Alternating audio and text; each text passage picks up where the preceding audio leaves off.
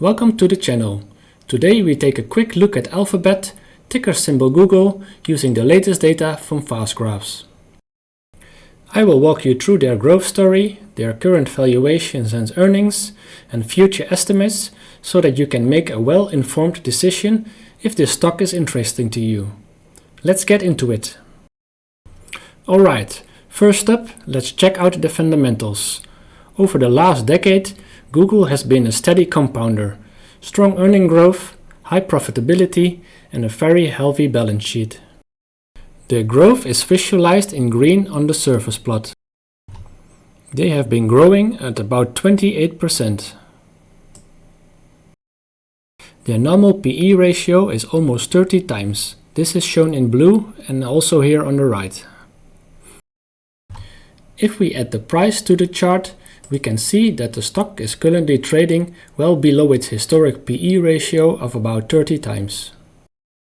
Using Fastgraphs, I can easily see more recent data by checking shorter time intervals.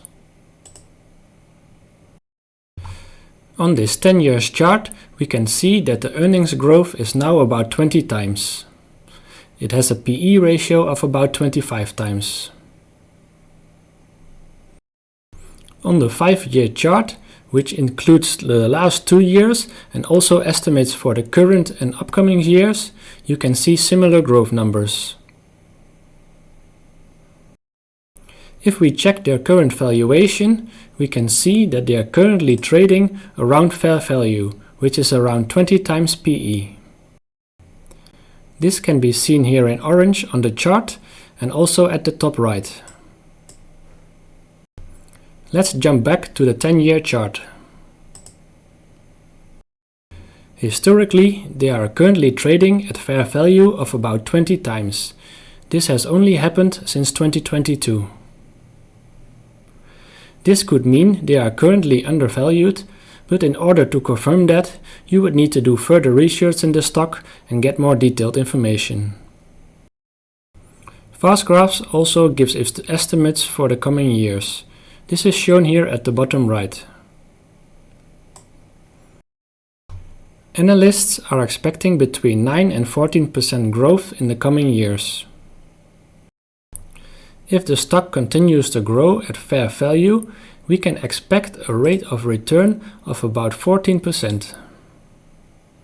Fastgraphs also gives you a lot more tools beyond just earnings and PE ratios.